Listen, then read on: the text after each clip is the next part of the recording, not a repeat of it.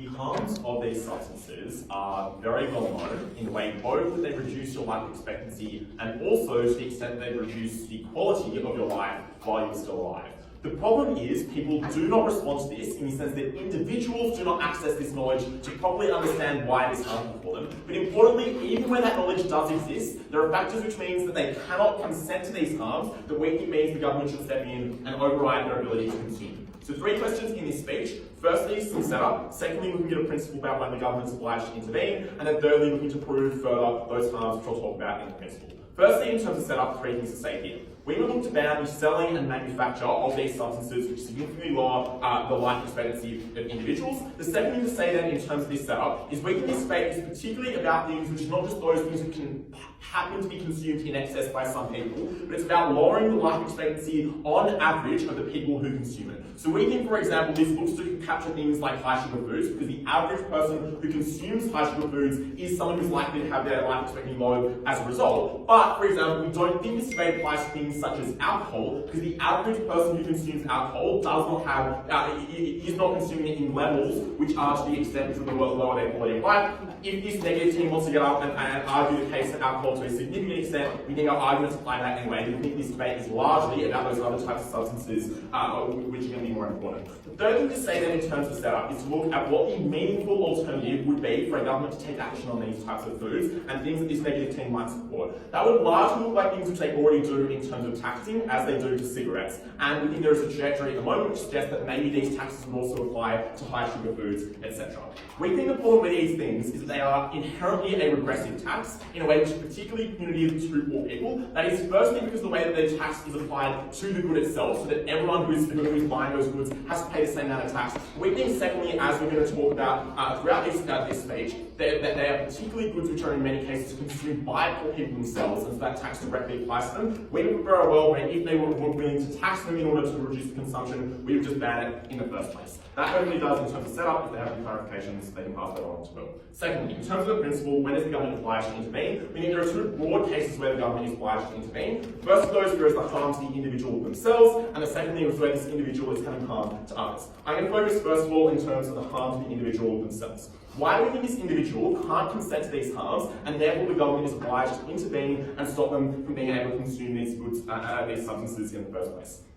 Firstly, we think they can't consent to the norms around these. These are norms which are firstly created at a young age. When you're in school, for example, we think they're ingrained for things such as advertising. These are norms which you see in the world around you, in the daily consumption of the people in your family, the daily consumption of your friends. And we think as a result, you don't have the meaningful opportunity to opt out of these particular substances. The second reason we think that people can't consent is that many of these substances are addictive. That is to say that you can't opt out because of the fact that you are naturally inclined in your body to desire these particular substances. But secondly, we think in many cases that we're talking about here, you don't realise that you have that particular addiction. I mean, that's particularly true of things such as high substance foods. There's no kind of trigger point to identify to you that this is something which you are addicted to and that is a problem that you need to stop. In the same way that it would be for something like for other types of substances where you'd see immediate effects in the short term or the next day, we think with things such as high sugar foods, you don't get those effects to give you a trigger mechanism, and that is particularly harmful there. The third thing we'd say is that a lot of the time this addiction forms when you're a child, and critically, it forms in a period of time where you're able to cope with the consequences. That is when you are young and you have a strong metabolism, so you don't immediately see the effects of consuming those high sugar foods,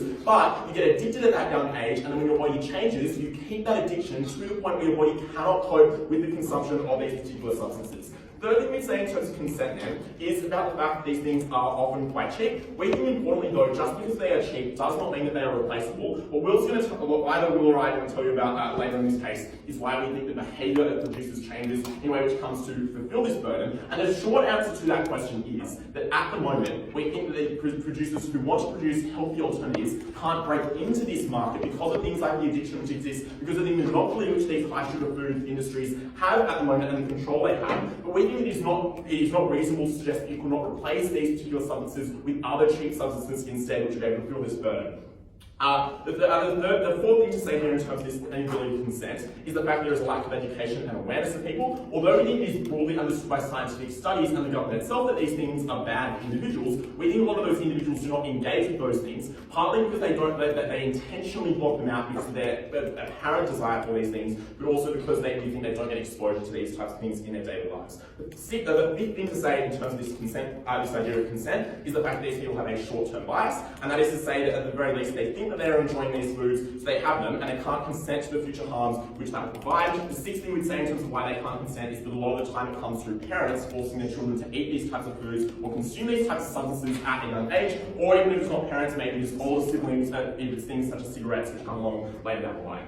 What that means then is we think these individuals immediately don't have the ability to opt out of consuming these types of substances, and that is a reason for the government to step in when we see the harms which these have on the lives of these individuals. So what secondly then within this point is the impact of not being able to consent. The first thing we'd say here is that, as I say, it means that you have harms which you can't opt into. And the critical thing that we're going to add to this point is to say that even if this negative team is able to prove to you that you can consent to your future death, and the likelihood of that being earlier in your life, what you cannot consent to is the impact on the quality of your life in the meantime up until that death. That is to say that even if you can conceive of death in a good way, you cannot conceive of the impact which this will have when consuming these high sugar foods means that you can't walk up the stairs unassisted, but it means you can't go about your daily life in a way which is meaningful to you and in a way that you live it at the point in time where you're consuming these foods before the harm kicks in. A third thing we'd say though was that even if you can consent, these items are relatively easily replaceable. For example, the ability to consume Diet Coke instead of Coke and not have the same level of sugar. But secondly, there is no absolute freedom to do what you want. The government steps in even if the harm is only to you, as we're going to talk about later, it's not. But even if the harm is only to you, the government does things like make people wear seatbelts because they recognise the fact that people take actions which are not in their own interest, and when there are objective answers and objective better ways to act in your life, the government is willing to step in and regulate those. That should then clear up why at an individual level within this principle, we as a government are obliged to step in. The other thing we'd say is to point to the harm to other people. That is firstly in terms of public resource consumption, because both in terms of the lower life expectancy, but consequently as a result of the lower quality of life, we think the consumption of these substances by individuals is something which means that the government has to spend a significant amount of money in terms of their healthcare, which takes and detracts away from the other people who exist in society, who do not necessarily consume those things, but who have legitimate health grievances which the government would otherwise be able to prioritise. The second thing we'd say then is the impact in terms of family. That is to say they are forced to support you. A lot of the time also these family members have health issues as a result of your particular consumption habits because they are passed on to those people as well in a way that those people can't consent to. So even if the individual is able to consent to their own harms, even if the government is not obliged to act in the way that they do with seatbelts, we still think this principle stands because the harm this has other people. Lastly, to touch on some extraneous harm then in terms of an additional issue. We think, first of all, in terms of, as I was saying earlier, the response of producers will be important to consider here. We think it is relatively easy for them to come in with new alternatives. That is, for example, we see in many countries around the world, like sandwiches are relatively easy to produce. The reason that doesn't happen in a lot of these countries is McDonald's and other fast food chains having a monopoly, which encourage people to pursue it in that particular manner. We'd say lastly then, that at the point in time these things are banned, in one generation's time, you won't know what you're missing out on, you won't see a harm as a result, your quality of life will just be improved. At the conclusion of this speech, we think people can't consent to consuming these particular substances. The government absolutely has an obligation to step in and we oblige to propose. First, there are a number of other non-tax methods that we can use to discourage the consumption of these substances. For instance, we are happy to use the political capital and the money that the Affirmative team supposedly has in this debate to implement widespread information campaigns in schools and in broad society to inform people of the risks of consuming these substances. We're happy to implement, for instance, non-regressive taxes on these substances by taxing people at different rates, something that is feasible given that you can use your government-issued ID to purchase these substances to charge you a different level of tax. You can also do a significant number of other norm-setting behaviours that governments engage in all the time. But the problem with the Affirmative team's case as it's been presented thus far is it doesn't conceptualise the degree of consent which we require individuals to have before we let them perform an action. Because the whole of Andrew's speech conceives of a world in which governments ought to guarantee that people can perfectly conceptualise the risks of an activity that they undertake before the government ought to let them undertake that activity. But that is not the case, for the reason that it is impossible to conceptualise any risk of any action that you might take, and it would be ridiculous for the government to deprive people of activities that bring them significant degrees of pleasure in a world that is otherwise wholly unpleasurable. And that's the case that we'll bring on side. The first question I'll discuss in this debate is consent. Rebuttal and substantive will be integrated. First claim we make is that people have a sufficient degree of information to make decisions about the risks that they take by consuming things like sugar. The first thing to say here is that obviously we can have further information campaigns that exist under the status quo, but we would suggest that the general social awareness campaigns like branding on cigarettes that says that they're addictive, or education in schools in the form of a healthy Harold, are already sufficient to provide individuals with the information that they need to evaluate these risks.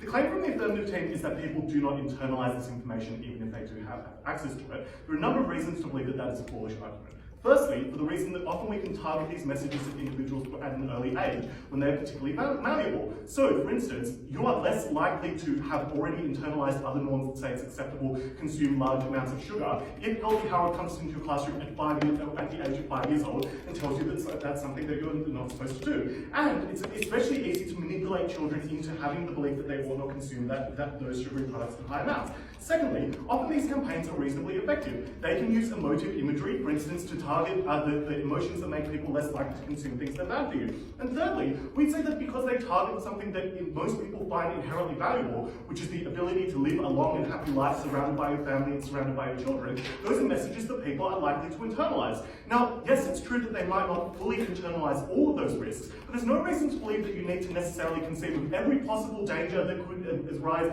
from consuming these substances. It's sufficient that people have a general understanding of what those risks are. The same reason that we allow people to drive and participate in extremely risky sporting activities, without the same degree of information. Secondly, we think that people can meaningfully conceptualise this risk. People understand the meaning of what it is to feel pain or what it is like to endure suffering, which means that they are able to analogize pre-existing forms of suffering that they might have endured in the past to the forms of suffering that they might endure in the future as a result of consuming these substances chronically. And secondly, we would say for the reason that often they see the social effects of things like obesity and smoking, which means that they are able to understand precisely what those effects are, even if they themselves do not experience them firsthand. Their claim is, well, often it's the parents that make these choices for their kids, but that misunderstands where the consent ought to lie in that circumstance. If you're a child, parents make loads of choices for you already that significantly affect the quality of life for you in the future, and it's not true necessarily just because the child can't consent that we should take away the ability of all individuals to opt in to this form of pleasure. Thirdly, we would suggest that individuals can freely make the decision to consume these substances. Andrew tells you that there are social norms which say that it is acceptable or that you should partake in things like drinking, but gives you no reason to believe why first, I guess the weird thing about their case, right, is they're like, this is not, this wouldn't apply to alcohol when all of their analysis also applies to alcohol. Seems to be a tension that runs through their case here. But the second thing to note is that there's no reason to believe that those norms are so socially pervasive. They rob you of the autonomy that you have to make the decision to engage in something like smoking.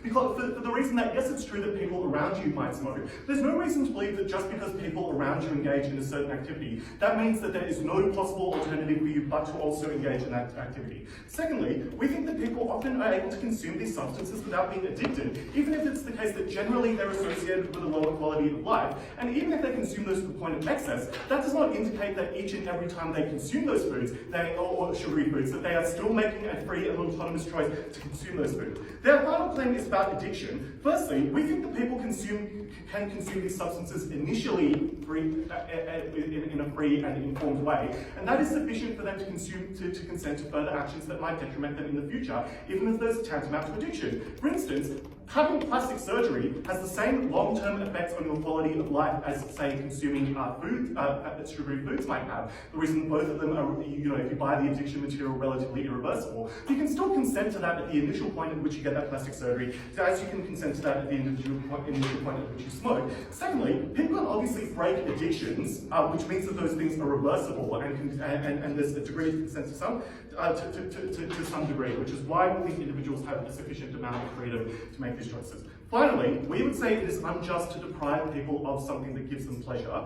Firstly, for the reason that people often derive a significant degree of pleasure from making these decisions. And secondly, that it's legitimate to trade off life expectancy, because it's not true that having a long life is the vision of a good life that most people aspire to. And it would be wrong for the government to pre-make the judgment, as it seems in the first affirmative speaker's speech that they would, to pre-make the judgment as to what the vision of a good life should be for each and every citizen that lives under its care. And secondly, it's also often the case that you might not even live long enough for the benefits of the affirmative team's policy to accrue. You might die of a car accident before the time that you could live the extra years that the affirmative team might give you in their best case. And it would be wrong for governments to say that you should prioritise that chance of living a longer life rather than the good life that you want to live in the short term.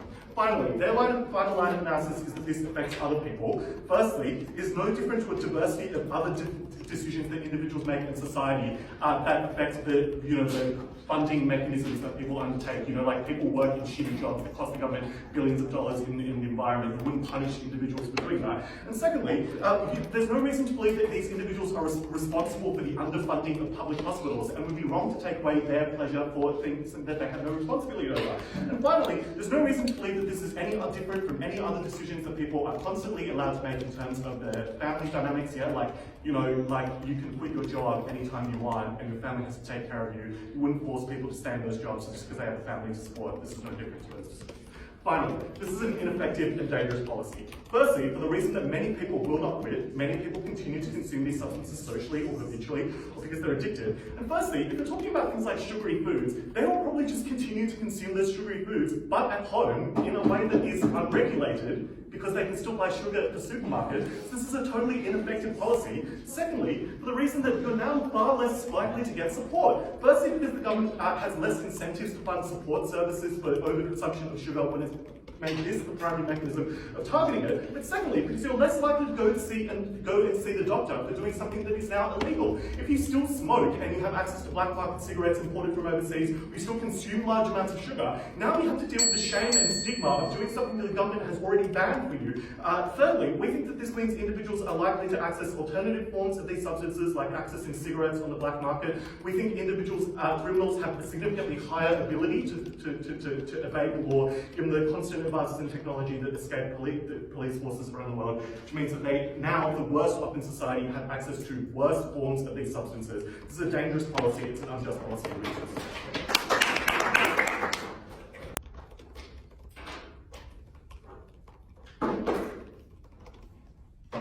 The simplest way to explain why the negative team is not winning this debate is this. Their whole arguments are based on the idea that individuals should have the choice to do things that make them meaningfully happy, even to the extent they harm them. And the problem is that this is not like plastic surgery, where someone who is, incredibly unattractive and meaningfully impacted by that attractiveness can opt into something that will make them much happier. It will not make you much happier drinking a Coke that has sugar in it versus a Diet Coke. It does not make you much happier having McDonald's, because the vast amount of their business model comes on Friday and Saturday nights between 11 PM and 2 AM. The reality is that these things don't actually make people that happy, and individuals would seek out alternatives that make them sufficiently happy. And that cuts away at this negative team's case, because when these substances are not ones that bring individuals a huge amount of pleasure, their principal justification withers away in the debate, because all of their arguments are contingent on individuals being able to make choices about things that make them happy. But our argument is, it does not make people meaningfully happy. It is tantamount to doing things like drinking mild forms of poison, which kill people or decrease their quality of life imminently. And that's the argument that we make that should not be forgotten. The first thing I'm going to do, and the first question I'm going to ask, is step through each of the principal claims that the negative team brings about why individuals should be able to choose to do this even if it harms them. There are 4. The first claim the negative team makes is that even if this was harmful, there are sufficient model-based alternatives that we could stop people from consuming these products. The first one they give is that we would use political capital to make information campaigns regarding the risk of these products. Firstly, these campaigns would be classist and shaming in the way that they would operationalise within schools and within society, because they are based on programs like the Heart Foundation, which say that you are consuming an excess level of sugar or food, and that is going to inevitably lead to obesity. And when campaigns like Healthy Harold go into schools, they inevitably, to keep kids in the classroom that are overweight, inevitably use them as examples of what not to do in society. They are bad things. But secondly, the normative shift away from using these products is very, very difficult. People don't believe in climate change, which is imminently affecting people right now, for the reason that they do not think that they will be affected by this thing, or for the reason that Kevin helpfully provides in his own speech, that individuals want a better life even if it harms them. That is the precise reason that people do not listen to information campaigns. It's the one they base their case on. But thirdly, the information campaigns will not work because these companies are incredibly good at convincing populations that being cool or having these products will make you happy when they don't. That is the reason that children across America have tantrums when they aren't given Happy Meals, the reason they encourage their parents to buy them even if they have never tasted them before. Those things are difficult to overcome with information campaigns. But fourthly, at no point in Kevin's speech did he articulate why these information campaigns would be suddenly revolutionary in their mechanisms, right? These have happened for decades. They have not worked, and they need to provide reasons why they will suddenly be different. The second mechanism they provide is that we'll use government-given IDs to do the same thing. The first thing is that parents literally feed their kids these food without their consent in a meaningful sense, when they're at a very young age. IDs do not stop that. But secondly, the extent they say we'll charge people a relatively higher price of these products, it still has all of the same shaming problems I mentioned earlier. So that's why there aren't sufficient model-based alternatives to justify not doing our policy. The second claim they make is by analogy, by saying that there is not a sufficient degree of risk, as shown by the government doesn't ban other things of this class. Here's the thing, the government barometer for banning individuals from purchasing products that harm them is currently correct, right? They recall products that have only harmed a dozen children Australia-wide. They force cars to have crumple zones at the front of vehicles, even if it would only save a few lives a year. Millions of people die from obesity, and it is strange that consumption is treated differently from other sorts of products in society. We think the government currently makes good decisions about when to buy products, but the lobbying industry of the fast food companies is so strong that it has changed the way we think about food as a different class of harm when we should not. So that's why the analogies don't stack up in this debate. The third claim they made is that people can sufficiently understand the risk.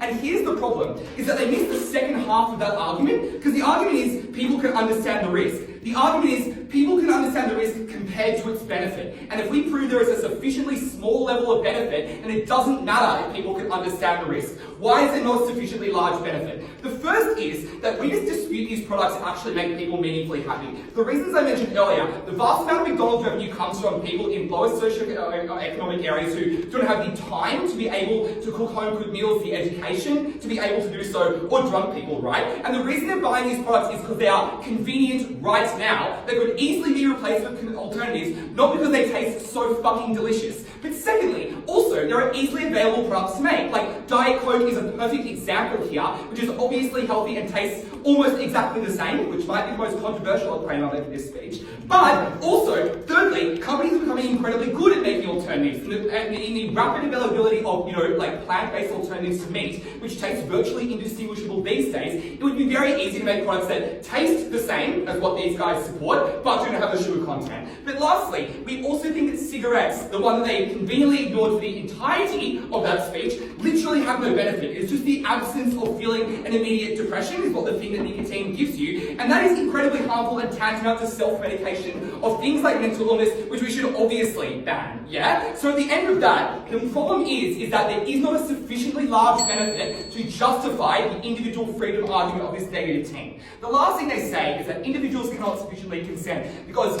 even with addictive substances, you consent the first time, yeah, with things like plastic surgery. The reason why plastic surgery is different is because individuals gain a meaningfully large benefit as a result of that procedure. And even if they did not, a significantly proportion of people gain a meaningfully large benefit as a result of plastic surgery. A meaningfully large percentage of people who eat fast food do not. Or contrast, people who would eat low sugar alternatives of fast food, yeah? So those analogies are different because they are meaningfully helpful to people, but fast food is not. The last thing they say in their speech is that not everyone wants a long life, and to get the benefit of this affirmative team, like you might die of a car crash before you get the benefit of not eating sugar. That ignores a large part of Andrew's speech, which says this impacts the quality of your life because children become chronically obese by the age of things like 10, yeah? And at that point, that impacts the ability to walk upstairs for the next 20 years, to do things like exercise, to be able to be hired because people, yes, are fat phobic in society, and those are immediate harms to people that we should obviously care about in this debate. So they cannot rely on a specious and tangential harm in the future when these people are harmed immediately. Secondly, on the practical question, I have some standard contributions here about why these companies are incredibly harmful. Their business model of these companies relies on misinforming the general public about the nature of their products. Companies like McDonald's constantly lobby governments to make sure that they do not include things like health warnings on products. And to the extent the negative team will say, we can just regulate companies lobbying, that would be a concession to recognise that these companies' business models literally rely on misinforming consumers, literally rely on telling consumers their products are healthy. See, for example, Subway's campaigns to convince the general public their sandwiches are healthy when they are significantly over the daily intake of sugar. And the problem is that these companies structurally require disempowering consumers. The practical benefit is enormous, and all they said is that you can just consume it at home. But markedly less people do that, and it does have all the accompanying negative externalities of companies lobbying against regulations of foods. These products are not like things like plastic surgery. They are more like consuming substances that immediately harm you, and this negative team has run away from that burden. These products are not good for people. We should obviously ban them.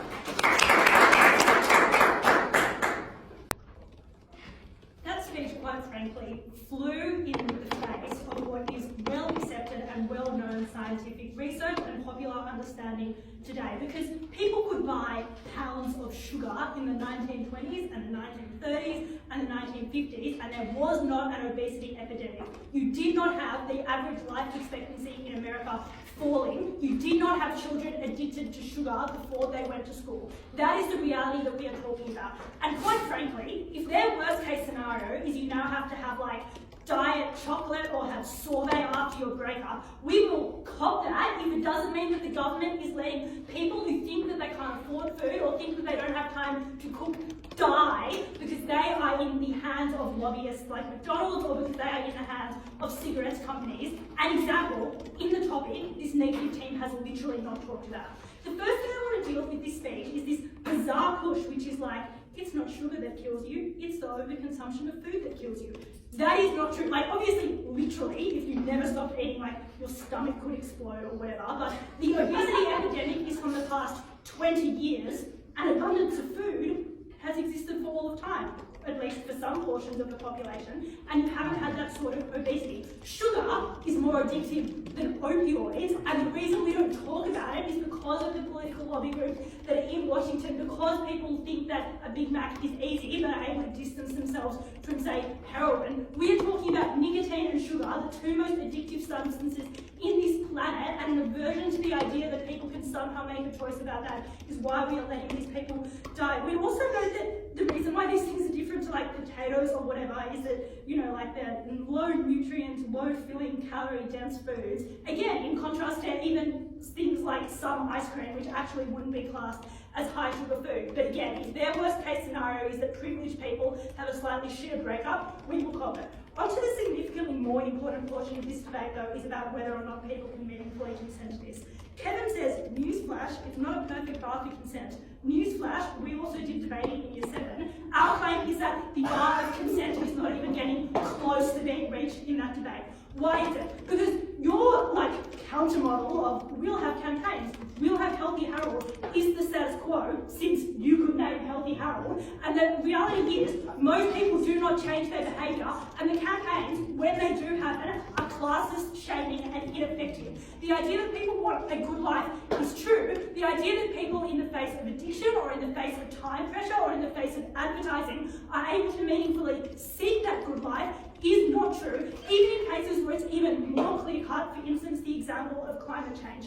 The instances where we do say that people can't consent, we think broadly. probably, as we told you from first, is when you ask the question, are people inputting a significant, meaningful, individual preference into making this decision, or is this decision something that the government 99% of the time can get correct? So for instance, it is true that some people might have a very superficial and weak preference to not wear a seatbelt. They're uncomfortable, they wreck your clothes, they're awkward on a date. We still say, wear the fucking seatbelt because it would be incredibly dumb not to. It is true that some people might not understand why work health and safety regulations are important in a job. The government doesn't care because they can say that our decision is wrong. We're saying the decision to consume high sugar food, the decision to smoke, is wrong. It does not meaningfully benefit your life, and even if in one case of someone who otherwise has a good relationship with food and is otherwise economically enfranchised can sometimes eat a chocolate bar, for the majority of people it kills them, and it kills them across class lines in a way that is particularly pernicious. The other thing we know here about the idea that people can understand risks is even if it is true that people can somewhat understand that there is a risk, although I will later contest that, you also need to ask if people can understand the likelihood of that risk. So the reason why, for instance, we might let people drive, even if they couldn't really understand what a car crash looked like, is that we might say, well, that car crash is unlikely enough that it doesn't matter that people are devaluing the likelihood because that is a marginal change. People are hugely devaluing the likelihood that they will have complications from smoking or obesity, as seen by the second negative speaker, where she says, well, this is about age 95 to 100. No, it's not. It's about age 40 to 50, best case scenario, and it's probably also about your physical fitness and your health when you're 15 or 20 or even 10 in the worst case scenarios. That is the kind of devaluing that we can't care about. But we'd also say what this risk looks like is something that people can't understand, because it's not that you just happen to die earlier and then go to heaven. It's that you have decades of not being able to walk upstairs. You have decades of feeling uncomfortable. And maybe you do look in the mirror and think my body is changing. Maybe you do realise that addiction, although again, some people don't. That doesn't mean there's anything you can do about it. When you say, I'm going to quit junk food, and you wake up the next morning with a splitting headache and you need to go to work and you're running late, and the only way that you can get breakfast, or the only way that you can be functioning for that day, is to have a cigarette or to have a McDonald's hash brown. These are things that people cannot consent to, especially in the case of children. Again, yes, we understand parents make some decisions for their children. Some things aren't up to parents though. For instance, they have to make sure their child is educated because that is so important. Our claim is that parents should have to make sure that their child is not prematurely addicted to a substance that will kill them, and that is also very important. The final thing that they say on and also, just in another weird science push, the negative team is addiction isn't cumulative, which is a pretty big news flash for anyone who's ever had a cumulative addiction where they started with a glass of wine and ended up drinking in the morning. Obviously, people do feel the need to need to deal with these things more and more, and we think that this is a choice that people can't make. People do want the good life. What they don't understand is the things that they are doing to get the short-term good life is stopping them from ever having a life that they probably care about, and that is absolutely something that the government cannot stand for. On to the second question about what this does for society more broadly. The first thing to note here is that not only are individuals subscribing to things that are destroying their lives in a way that they would never be able to deal with, but the fact is that this is affecting lots of people. It's creating norms which bring more and more people into the junk food. There are norms about it. People have KFC for dinner or kids beg for Happy Meals. That is the majority of instances in this debate that the negative team hasn't wanted to deal with. But it's also things like funding hospitals, and we're not saying we wouldn't treat people who have complications from obesity. We are saying we would be able to treat people because there would be enough money to, and if you want to get that money, it's probably going to be out through a regressive tax, especially if you're also spending a bunch of money on classist education campaigns. That is significantly worse in the long term. On this idea of research and the black market, which I guess is in the spirit of the round, but not in the spirit of winning the debate, we think that actually this is it's absurd. They're people who bake a brownie, as I've explained, it is not brownies that have caused the obesity epidemic. Maybe that would be a really good productive thing to do post-breakup instead of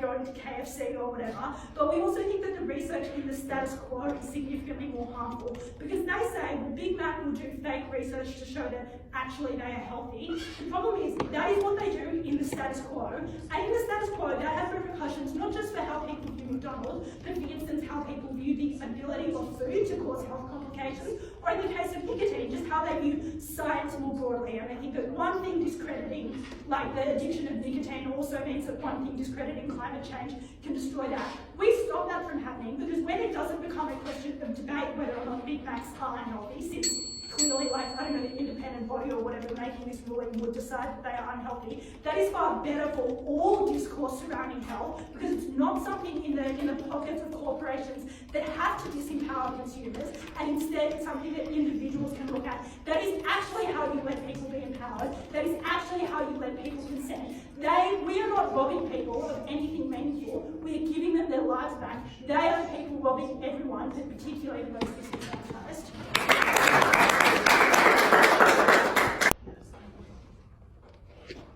I guess the problem with the Affirmative team's case is that all of the things that they identify that are wrong with high sugar foods do not adhere to those foods themselves. The problems that they point to, like things like advertising, or things that we tell you right from the start of the first negative speaker speech that the government can use the political capital that the Affirmative team has to regulate, like by implementing plain packaging for fast food, like by banning fast food advertising, and a myriad of other solutions to the problems that they solely focus all 24 minutes of their speech on. So the primary harm of the Affirmative team does not make sense.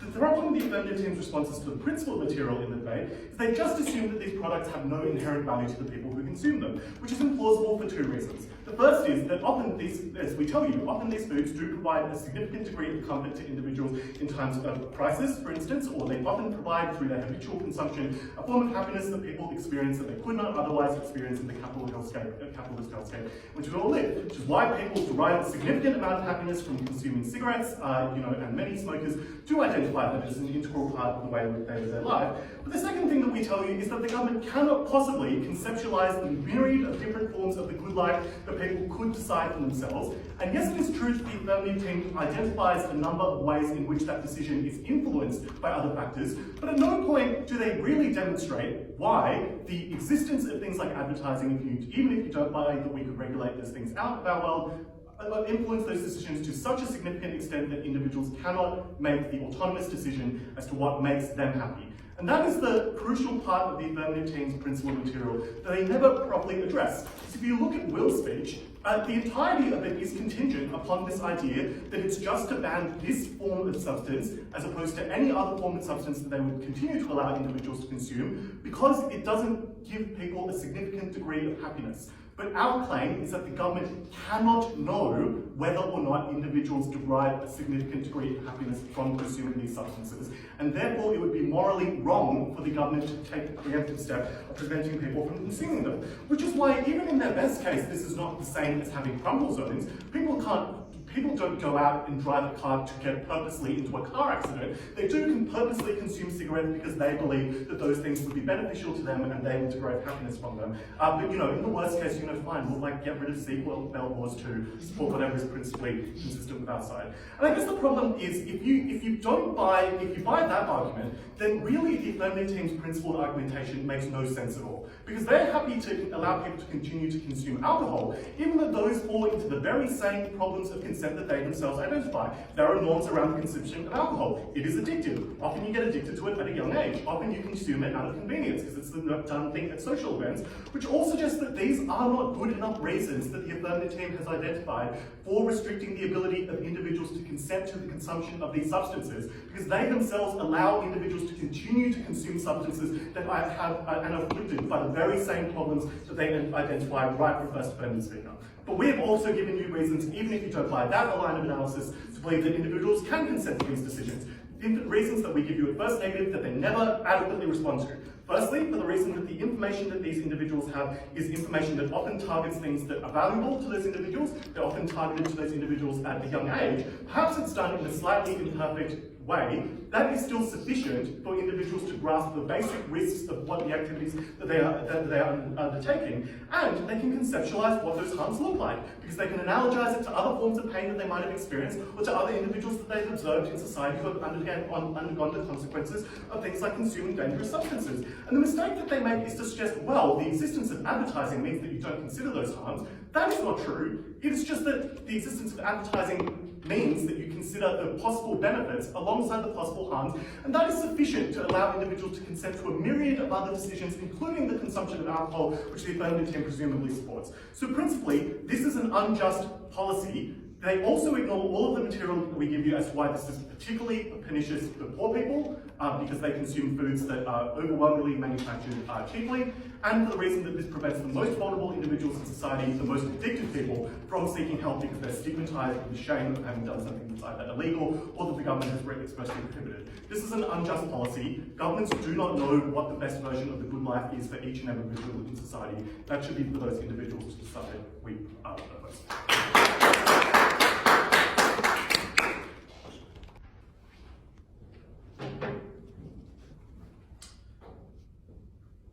Look, we're just being principally consistent with alcohol as well, but I think there's an intuitive problem with the negative case when their principled consistency involves removing seatbelts, removing crumple zones, and presumably also removing restrictions on drugs and various other substances which harm people on a daily basis. The principled consistency for their case is disaster and it's not something that they should support.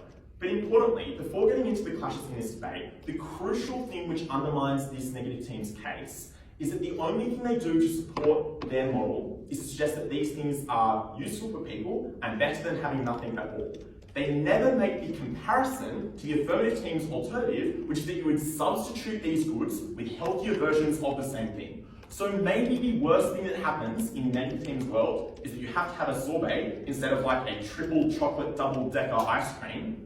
Under their world, they have an obesity crisis which we solve. That is a trade-off that we and you should be willing to make. There are two questions in this speech. The first is going to look at practically, are these substances bad? Because I think that the negative team has to go a long way to proving the consumption of these substances is a good thing, because if they're not particularly good, then the burden for the government to step in is particularly low. And the issue, as I flagged in my introduction, is that the negative team were never comparative to the realistic alternatives which we suggested would exist. So the first sub-question here is, does the food actually cause harms? We tell you from first that it kills you, and their responses are as follows. Firstly, they say that as extra few years of your life are not particularly worthwhile for all people. We say in response to that, first of all, that they can drastically cut the lives of many people, but secondly, that it significantly reduces the quality of your life throughout your life. From a very young age, at the point in time you can't do things like walk up the stairs unassisted, where that kicks in at a particularly early age for a vast number of people. That means it affects a long period of time and also drastically harms you. The second thing which they then say is that it's not these high sugar foods lowering your life expectancy, it's excess consumption, which comes out at second and third. Briefly, we would say, first of all, this is not correct. But secondly, you have to look at, even if this is true, what is the best way to combat the amount of consumption which is the problem? And it still falls to our side of the debate, because their alternatives, as Will points out, are shameful, are classist, and are tried and tested when you look at things like advertising campaigns, at which point they never proved why these would change in such a wonderful manner. Literally one assertion at one point was just we would make them, I think the words were particularly emotive or something like that, which is unclear why that changes what happens at the moment. But what else do we say in response to this? We say, no to my second point of setup, which is that we will capture foods which are, on average, consumed in a way which lowers life expectancy. So we are realistically talking about these ones where there is a tendency, because of the way this food is made, for people to consume them in ways particularly harmful. But also, Imogen says, first of all, that it is because the obesity problem is recent, which proves that it is something which is more recent than this other team wants to believe. But secondly, Will says that these fast food chains have created these problems and we should be directly targeting them. Their response to suggest that it's about moderation, but the negative team never proved that they themselves get moderation, so even if that was the case, it should still fall to outside the debate. The third thing to say here is about replacements. They talk about eating lots of pasta. We say you get feedback on that in my speech due to things like caloric density. But secondly, they talk about black markets. The question then is how it will get worse, which is what Will poses. What the negative team have to prove is that somehow someone's going to be sitting there in their kitchen baking brownies and intentionally putting in way too much sugar. It's unclear how they're going to get that mechanism through. The second sub-question here is, does the food actually make you happy? Their best case scenario is to say that you want a croissant or a tub of ice cream, but they never engage with our alternatives, such as Diet Coke, such as a healthy food which could make you happy anyway. But importantly, things like Will says, genetically modified food, which tastes almost exactly the same, so has the same benefits, but doesn't have the harms that side has to cope with. The four things to say here is they say alternatives do exist and people don't choose them. We tell you from my speech about why the monopoly and the lobbying power of these companies stops those from being realistic alternatives, but they will develop absent these foods. What that means is they have done almost no work to prove why these substances are bad. So on the second issue of the principle, you only have to believe one of the 7 reasons which I give you in my speech as to why this would harm some people some of the time to realise that the government absolutely has an obligation to step in. There is almost no harm in this debate to the alternatives that we provide. There is a significant harm to the extent that we do not step in and stop the obesity crisis. We are very happy to propose.